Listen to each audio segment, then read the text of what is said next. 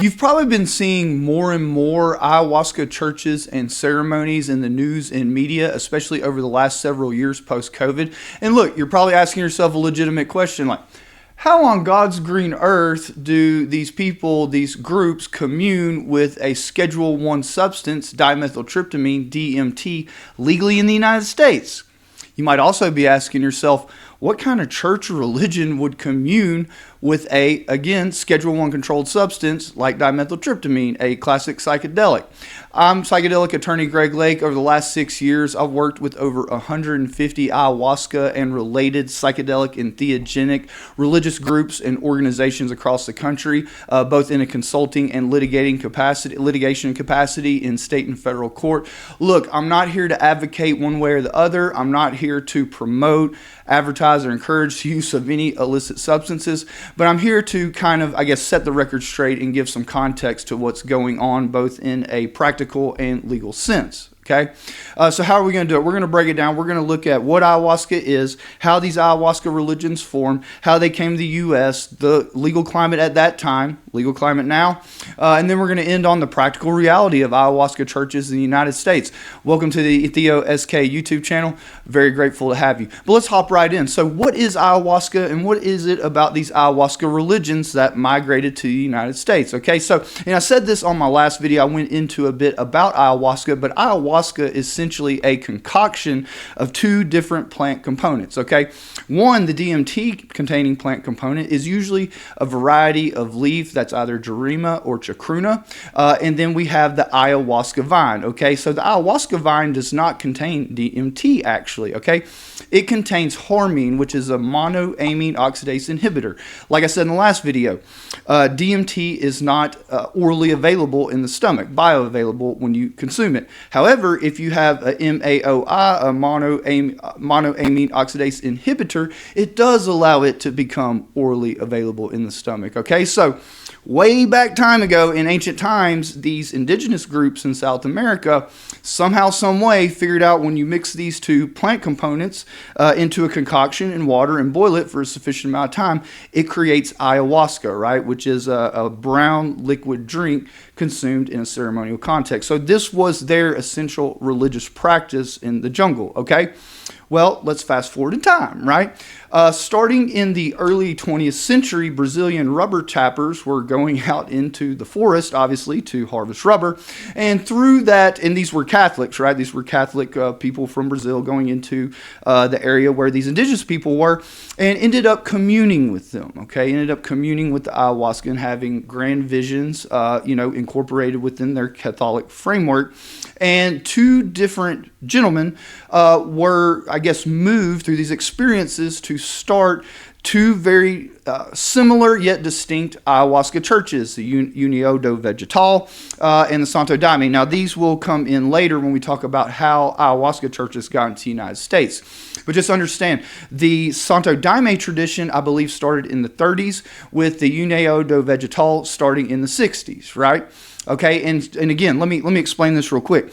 These religions, the União do Vegetal and the Santo Daime, are what we call syncretic religions, okay? They are a blend of Christian Catholicism, South American indigenous shamanism, and European spiritualism. Okay, I'm not going to go much further into that, right? But before we move forward here, there is a very interesting question that we must ask ourselves. So, how did these people 3,000 years ago in a botanical, bountiful forest down there in the rainforest in the jungle in South America, how did they figure out to mix these two things, right? And this has confounded anthropologists for years. It's the million-dollar question. And to the best of my awareness, the furthest that they've gotten is, hey, our ancestors, the plants told them to mix one another. Okay? And again, here's another interesting factoid before we move on, or a question to ponder.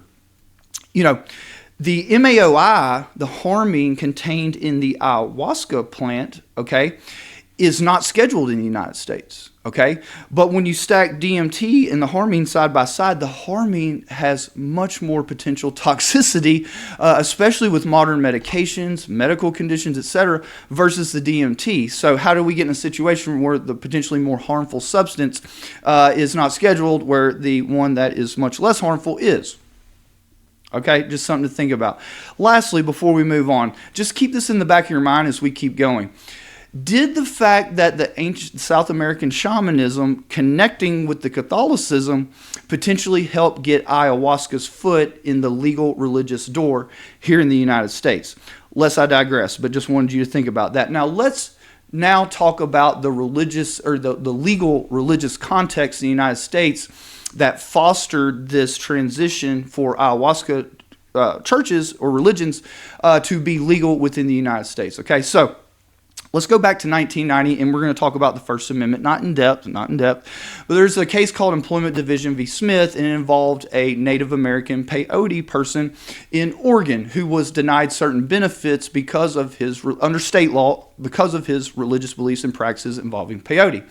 At that time, the Supreme Court ruled that the First Amendment did not protect his ability to commune with peyote under state law in Oregon, because at that time they said that the controlled substances laws, the state ones, were neutral and generally applicable, so therefore no go.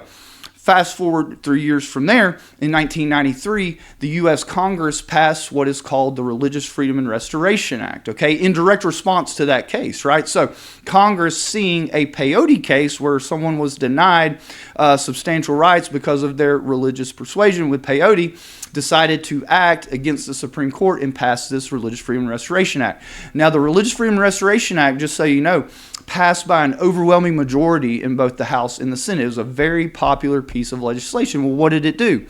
Well, what it did is it said it doesn't matter whether a law generally applies to everyone or not. Like, and let me say this too. This only applies at the federal level, the Religious Freedom and Restoration Act. But it says, you know, if someone's a sincere religious practitioner and the federal government has burdened their religious practice, okay, if they can show that in court, then it goes to the government. And the government has to show that their regulation or infringement upon their religious freedom is in furtherance of a compelling governmental interest and is the least restrictive means of furthering that interest, okay? And so without going into, you know, super vivid detail here, just understand it was kind of a watershed thing, okay? And this is kind of setting the scene for these two other churches I was talking about coming into the United States, okay? So next, we're going to talk about the UDV. So even though the União do Vegetal was formed later in 1960 than the Santo Daime in 1930 in Brazil, their case actually came into the U.S. court system first in 1999. So this would have been approximately 6 years after RFRA had been passed. So when I say RFRA, I mean the Religious Freedom and Restoration Act, okay? And what happened is their leader, Jeffrey Bronfman, who is actually an heir to the Seagram's liquor fortune, living in New Mexico, practicing with a church of maybe 130 or so members at that time who were consuming ayahuasca regularly, part of the religious practice. Customs stops a shipment of ayahuasca coming in to Jeffrey Bronfman, okay, and what do? Well, they go and kick his door in, raid his home, find more ayahuasca, take the ayahuasca. They don't arrest and charge him or any other church members, but threaten to. Well, Bronfman's an heir to the Seagram's liquor fortune, so what does he do?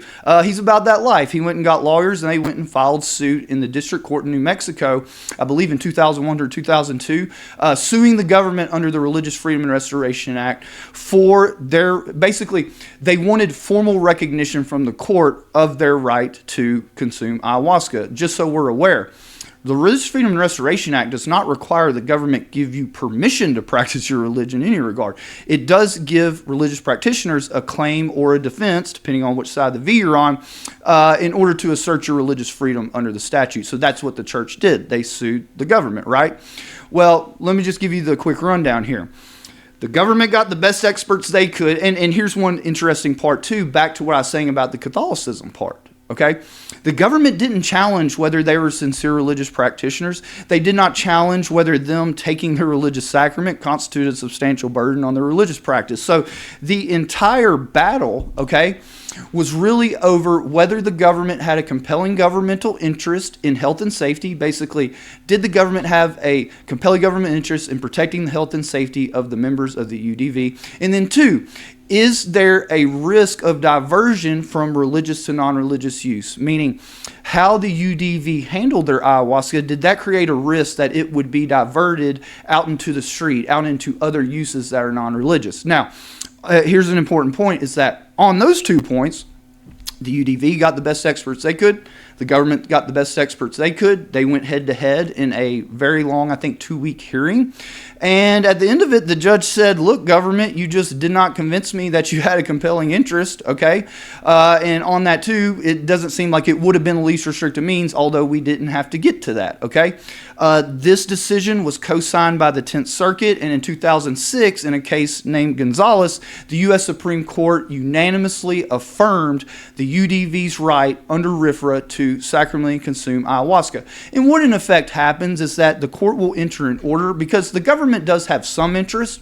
So the courts will enter an order that governs that relationship. You know, like, hey, when your ayahuasca comes in, you have to let the DEA, Customs know. They can randomly test. You need to follow these safety protocols, et cetera, right? So, yes, it's the right to do it, but there are some strings attached through the courts, okay? So I just want to make that clear.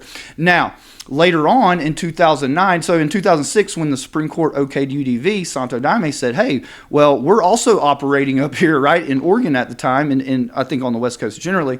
We're going to go and shoot for our right, because the leader of the Santo Daime, Jonathan Goldman, had also been arrested in 1999 and had sacrament seized and stuff like that. They did not have quite the funds that Jeffrey Bronfman did, so it took them a while. And when they saw the UDV one, they also filed suit. Now, that suit also, battle of the experts, right? Big battle of the experts, and the government, again, could not make the case. And so that ended in the district court. The district court entered the order. There was an appeal to the Ninth Circuit, but it wasn't related to the merits necessarily of that case. So those two churches, for sure, are firm. The courts have recognized their right. They regularly import ayahuasca pursuant to those orders and serve it to their congregations more or less without incident, as far as I'm aware.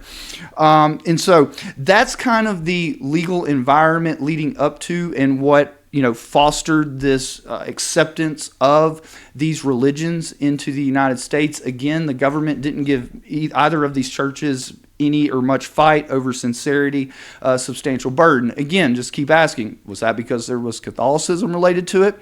You wonder, but then you say, well, the actual thing at issue was the South American shamanic part of it, right? So again, just laying the question out there, okay?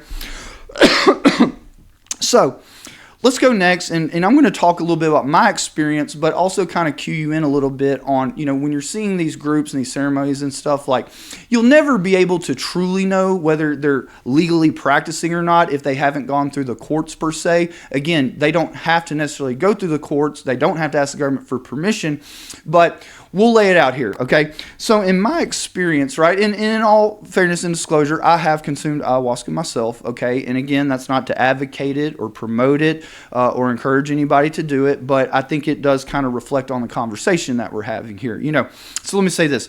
Ayahuasca, and this goes to sincerity and religion, right? And this is just the truth. Ayahuasca, through the science, has been shown.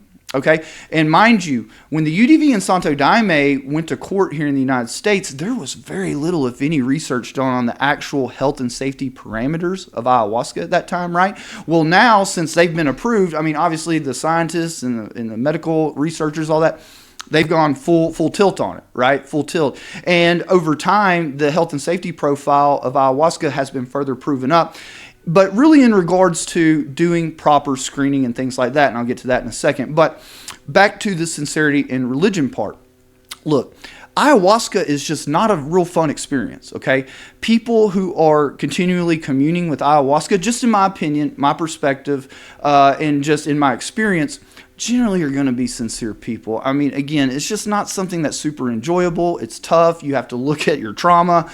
You have to, encounter spirits, things like this. Like, it's tough work, okay? And again, that's not to say everybody per se, but just generally what I've observed doing what I do, okay? But really where the bulk of where you want to look at if you're trying to do your best to gauge, really, because at the end of the day, a court would really need a rule on this to say, yes, they're legal or not. But, if you wanted to try to gauge it, you really want to look at the health and safety and the diversion policies and procedures of a church, right? They need to be doing proper medical screening, right? Because like I told you, the MAOI in ayahuasca is contraindicated with many common medications, many common medical conditions, so there needs to be upfront medical screening. During ceremony, there needs to be sufficient people there to help take care of people who are going through that process. I always like to and encourage and like to see after aftercare or integration or providing community support after these experiences is also very important. That mental and emotional support in community, absolutely very important. And the reality is that there are tons of ayahuasca churches in the United States that have been operating for years without any kind of incident. Just by way of example, there's a church in Maine, Pachamama Sanctuary, who I've been working with for over 5 years now, pretty much since day one, and they've done well. They haven't had not one bad or negative incident that's really ever happened. And again, that's not the only church, right? But just one of many that have been doing it correctly, just in my opinion, in terms of safety. And then obviously we talked about diversion. Any ayahuasca church you see that is selling ayahuasca on the streets, which admittedly is probably going to be pretty rare, but if you do see it, you already know. No go. Can't do that, right? All the sacrament they receive or they produce themselves has to be accounted for and has to be solely used within their closed religious context, okay? So I hope that helps sort that out a little bit for you here. I know a lot of people have questions on that. I get it all the time, and quite frankly, even a lot of my clients, even after they've worked with me and I've lectured them, I've got a Patreon with over 100 lectures, and a lot of people still don't get it. And in the reality of it, folks, is that I work in this area, religious freedom, in regards to entheogens and psychedelics. There are very few attorneys in this country that work in this capacity. I have a lot of work. I do a lot of work. I mean, I'm very grateful for it. But it's just the reality of the situation, okay? And so understanding the legalities of these things can be very difficult and intricate. It does require an intimate understanding of the actual science, health, and safety of these things, and then also larger understanding of the drug laws and diversion. And, my forte has always been really focusing on the religion question. I wrote a 325-page book, The Law of Entheogenic Churches in the United States, Volume 2, The Definition of Religion under the First Amendment. Okay, that's really been my forte, but I also study all the science and everything too. It requires a real robust and diverse array of knowledge to practice in this area. Okay, so that's all I have for you today. If you made it this far in the video, God bless you. If you have it in you, if you have the bandwidth, please hit like, and if you can, give me a subscribe. I'm trying to build the channel. I'm going to have more and more good content like this coming, so all the support I can get, I'm super grateful for. And hey, I'll see you in the next video, man. Much love.